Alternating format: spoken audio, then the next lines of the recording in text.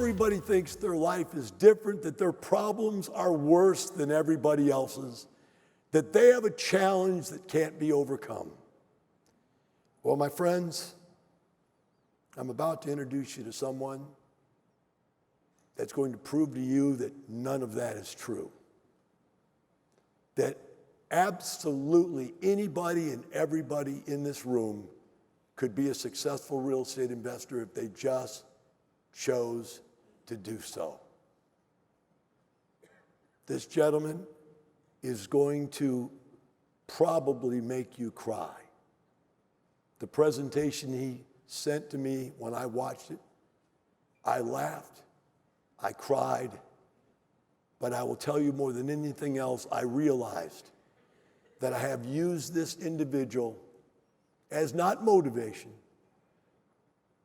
but as inspiration to how to get through life's toughest times and come through a winner. Over the last 10 years, I started with staph and tried to kill myself. I got cancer and tried to kill myself. In fact, I tried to die the year there was no death tax. I messed that up.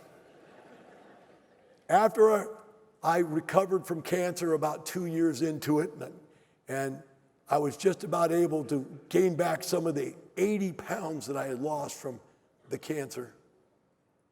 I blew my knee out, got that fixed, tore my bicep off, got that fixed, all the time, 3, 4, 5, 6 months without working out while they healed, blew my rotator cuff out, got that fixed, went another 3, 4, 5, 6 months. Finally got back to where I could, a semblance of working out, and got a colon intestine disease, and had to have my colon taken out and a colostomy sac put on, and I had to walk around with a sack in the side of my belly for months. All the time, not able to work out. For 10 years, my life has gone downhill, and I've thought many, many times about weird stuff, about is it over, will it ever be the same, will I come back, am I strong enough to do it? And every time,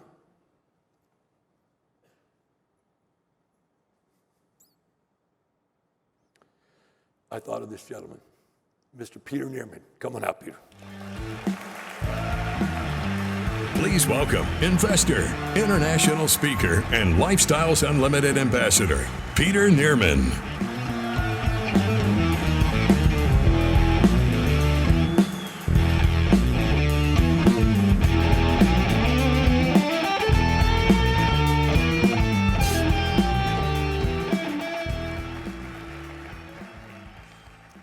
All right, hey everybody.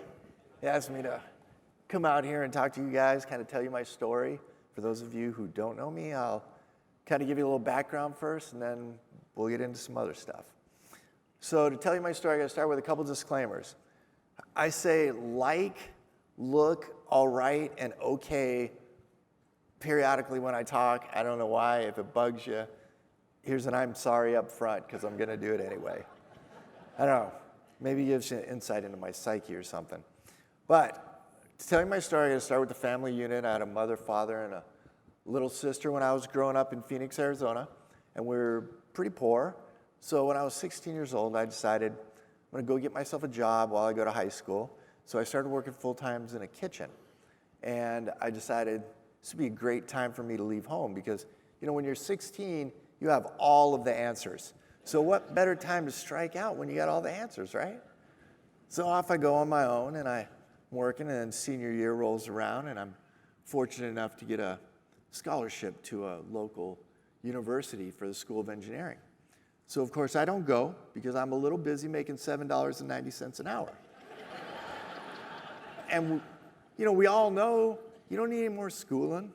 So I keep working my way up in the kitchens, and I become a chef, and I work at a couple local resorts, and then I get to be an executive chef at a local catering company. And I'm married at the time, and I got a small child, and I decided this would be a good time for me to start bodybuilding. So I work in 60, 70 hours a week. I start training 3 hours a day, 7 days a week, and That leaves a lot of time for sleeping and family. So I wake up one morning and I'm a little burned out, and I decide I am going to quit my job and do something else. So I moved to the front of the house. I try restaurant management. Assistant manager, I worked my way up to general manager, start running some local restaurant chains. And, I wake up one morning and you guessed it, 60, 70 hours a week, I'm burned out again. So this time I decide I'm going to quit my job. I'm going to sell everything that I have, and I'm going to go to college. So I do that. I quit my job, take a job as a food server, sell everything I have, and I go back to school, go to nursing school. I graduate, start working in the cardiovascular intensive care unit. Greatest job ever. I do post-open heart surgery patients. It's awesome. I do this for about 6 years, and then I do level 1 trauma for about a year in the ICU. I get approached to do CVOR, which is the open heart surgery. So I like an adventure, so I go do that for about a year. And about that time, I get approached by a group of doctors who I had met working in different hospitals, and they asked me to start running cardiac cath labs for them. So I quit that job, and I go start running cardiac cath labs, which is where they put the stents in your heart after you have a heart attack or a pacemaker or defibrillator. So I start doing that. That is an awesome job. Excuse me for a second, a little water. And I'm about 3 years into that, and I wake up one morning and I realize I'm working 70 hours a week again. I have 3 small children, and my oldest is a grown-up teenager, and so I decide we need a vacation. So off we go to Hawaii and taking a little vacation, and on the first morning we wake up. We, of course, go down to the beach. Here's a picture of my youngest son on the beach, and the water's all nice and calm behind him. And here's a picture of me playing with the kids there on the beach. And I decided it's a beautiful morning. I should go out swimming, get some cardio in. So I go out, and I'm, doing the cardio thing, swimming, and it's all nice. 20 minutes, come walking back in, and I'm up to water, about to my thighs. I get hit from behind by a rogue wave. Well, this wave knocks me over, and there's a thing under the water called a shore break.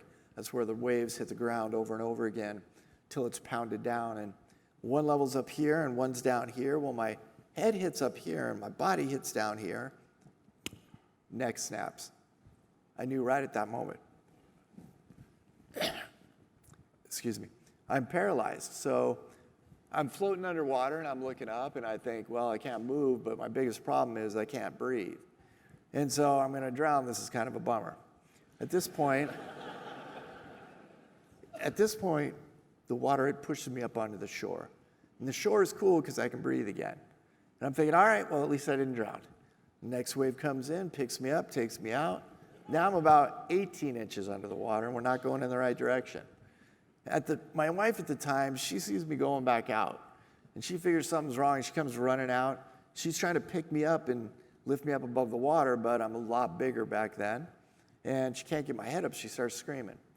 Well, lucky enough, there's a group of high school football players that are jogging along the beach to get some cardio in. See, I told you it was a good day for cardio. Well, they hear this. They run out, they grab me, pick me up, bring me in, set me down on the shore. Someone calls 911, and off to the ICU I go. This is where the adventure starts. So when I get there, they drill some holes in my head, and they put a metal ring around my head called a halo, some bars that goes down to your chest. And that's what keeps your neck in line after you break it before they can take you to surgery.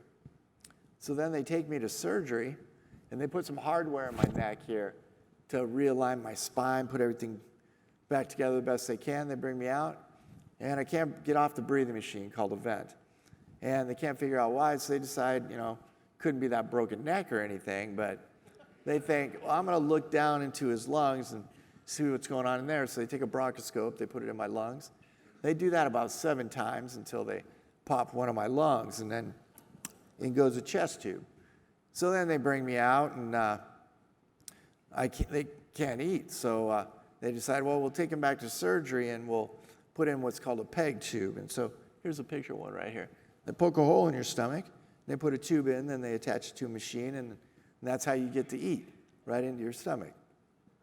So then they bring me out of that surgery and they figure out, well, he's not moving around much right now and he's got a clot in his leg, so we probably better take him back to surgery and put a little filter in the vein that comes back to your heart called the vena cava. And that filter, it catches all the clots that are coming back up, hopefully, so they don't kill you.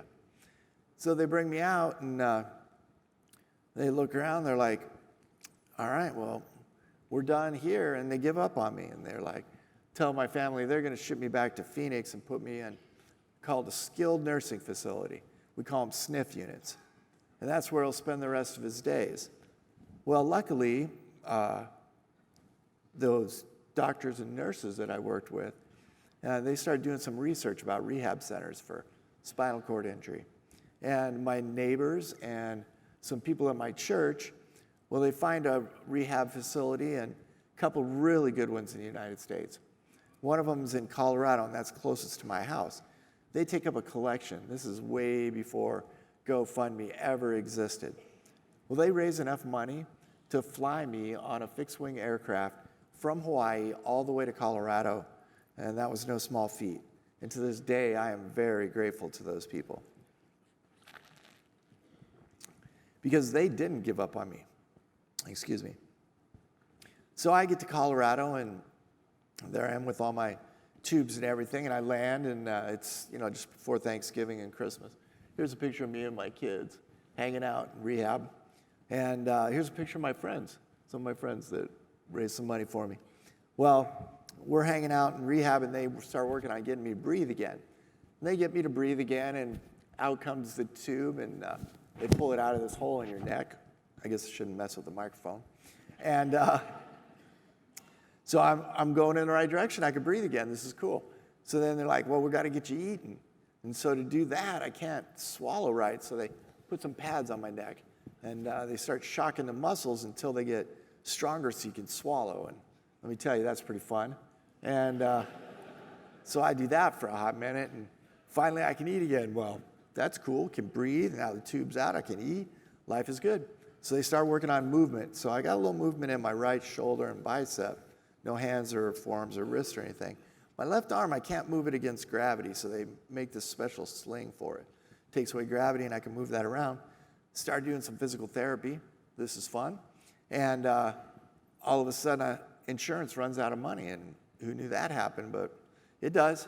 So back to Phoenix I go. So I'm back in Phoenix, but with my kids and stuff, and I wake up one morning, and I'm looking around, and I'm like, hey, this is reality now. Back to the real world. My marriage is pretty much gone at this point. I can't walk. I can't work. I can't use my hands. I got a stack of hospital bills that are just stacking up and a little pile of money that keeps going down. And I knew something had to change. And I started thinking back, and I had this moment of clarity. I was in the ICU back in Hawaii, and I woke up one morning, and I looked at the foot of my bed. I had this picture right here, taped up. So I started thinking, how are my kids going to tell the end of my story? Are they going to say, hey, he was a great guy, but he was in this accident, and now he lives in a SNF unit, and we go and visit him on the weekends? Or are you going to fight for every inch of progress you can make? Because if you stop fighting today, it's the best day of your life. And from here on out, it's going to get worse. So I decided I'd fight to change the rest of my story. Look, the truth is,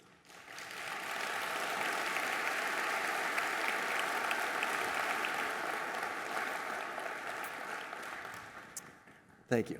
The truth is, my disability turned into my gift. It's a blessing. It gives me strength. And I tell people my story, and they're like, oh, I am so sorry. And I'm always like, why? Were you there? Did you push me down? I don't remember seeing you there. That's about the time, excuse me, that Julie slaps me on the back and says, stop teasing people.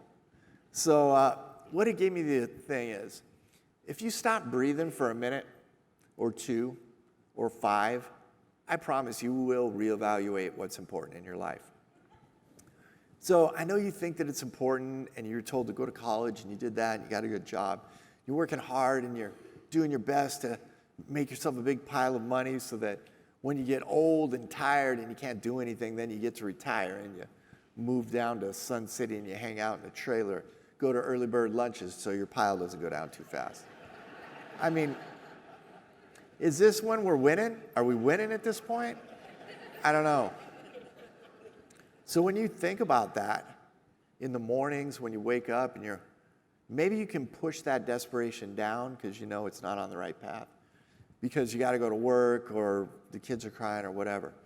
Well, in Phoenix back there, my desperation, it was loud. It was all up in my face. It was right now. Look, I know you guys are successful because you're here in this room with me and you're giving up your Saturday to learn to get smarter and wealthier and figure out life. And look, I know it might be cheesy when Dell says it's not about the money, it's about the lifestyle. And I used to think that too, and I thought that's what rich people say because they already got all the money. And then you figure out, wait, this is true. It's all about who you spend your time with, doing what you want to do. I'm not in this for the Ferraris or for the Rolls Royce. All right, another full disclosure. I do have this truck.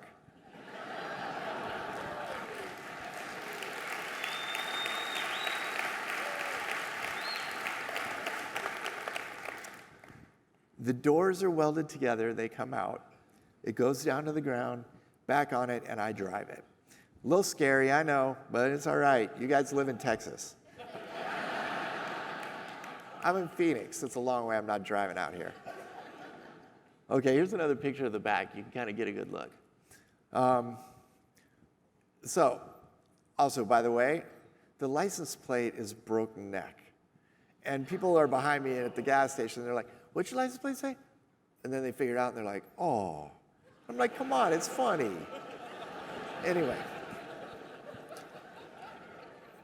I guess back to the point. I had to figure out what I was going to do, and I had these 2 rental houses that I had way before I got injured, and I had a lot of time on my hands. So I was listening to Dell on the radio, and I was super skeptical, and so I decided I got one more shot at this. So maybe I should fly down to Houston and go to this Expo and try to figure out if I can look behind the curtains and figure out if there's a catch, because, it's a daytime infomercial, and, there's got to be some catch to it. Oh, wait, look. We're at the Expo right now. So I suggest that you guys look behind the curtains, meet a bunch of people, talk to them, and figure out what's going on. I could not find a catch. So I met a bunch of people. I went to some breakout sessions. I even met Dell in a bar at the end of the night. And so I couldn't figure it out. So you know what I did? No, I didn't join. I'm skeptic. Come on, you guys. I went back to Phoenix, and I hung out for another 9 months and deliberated and whatever I do. And so then I joined in 2017. And so then I cashed in my 401k. What? Cashed in his 401k. Everybody knows you're not supposed to do that. But listen, another disclosure. Not a lawyer, not a CPA. I'm definitely not your financial advisor. I'm not a politician. Thank God I'm not a politician, but that's another story. And they got me on a timer, so I got to move on. So what I did was I needed access to that money. And I started learning everything that I could learn. And I started buying single-family homes. And I quickly got 7 single-family homes. At this point, I was looking around and I thought, the 5 that I got after lifestyles, they're cash flowing quite nicely. The 2 that I bought before, they're okay, but I clearly wasn't doing it efficiently. So I decided if they were right about single-family, maybe they were right about the whole apartment thing. So I sold off the first 2 houses, and I invested my money into some multifamily deals. And right now I have 1,200 doors in multifamily units in 5 deals.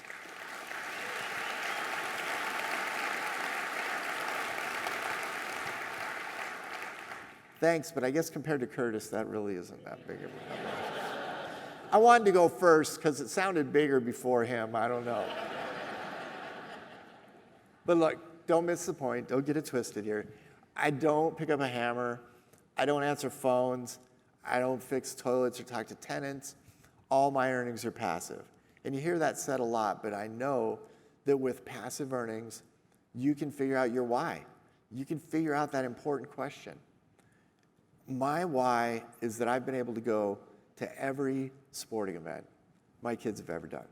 I have gone to every school function, every dance. Here's my father-daughter dance.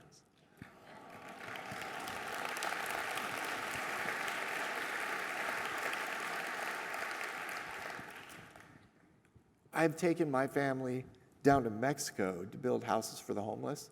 Here's my son.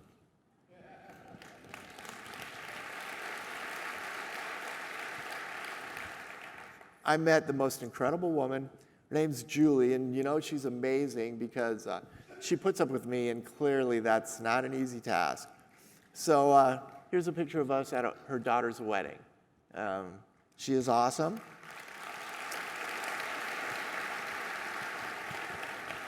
So my point with all this is, do you guys know what you're missing? I mean, do you really know? Of course you don't know what you don't know, but what's stopping you? Is it all that walking around on those legs that work? Is that what's stopping you? I mean, really. I'm messing with you, seriously. But it's cool. Look, I never have to stand in line again. You know I'm in it for the parking. It's just... All right, I better focus because I'm on a timer, I told you guys. So you got yourself into the middle of life's journey, and you realize you've worked so hard, and maybe you're on a little bit of the wrong path, and maybe more running in that squirrel cage isn't going to get you any farther down the path. It's not, it's a squirrel cage. Come on, it just goes in circles. So listen, what I'm suggesting is going to take some effort, and it's going to take a little bit of work and a little bit of money. And if you're looking for that get-rich-quick pill, we don't have it. We don't have that pill that makes you like the skinniest, best-looking guy on stage, cures baldness. I mean, seriously, look, this does not cure baldness. It's not magic, okay? We don't buy houses, flip houses. We don't buy property. We don't build buildings. What we do is we follow a tried-and-true system that Dell designed over 30 years ago. It's worked for thousands of people all across the country in every economic situation. I know that there's only two reasons why you're in this room today. Either you're already a multimillionaire from real estate and you're here to give back, and to you guys, props because I met you when I first came, and thank you so much. Seriously. Or the other reason is that you're me.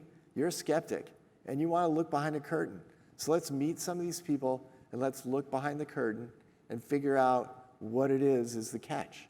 Because, I mean, they all can't be lying, right?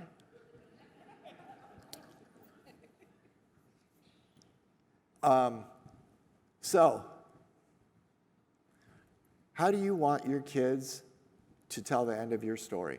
My dad was a hard worker, but he was in this bad accident. And now he lives in a SNF unit. We visit him on the weekends if we have time. Or maybe my dad worked really hard at IT. I mean, he was super successful and provided for our family, but I didn't really know him growing up because he always had to work. Now he's old and he lives in a trailer down in Sun City, and you know, I don't know.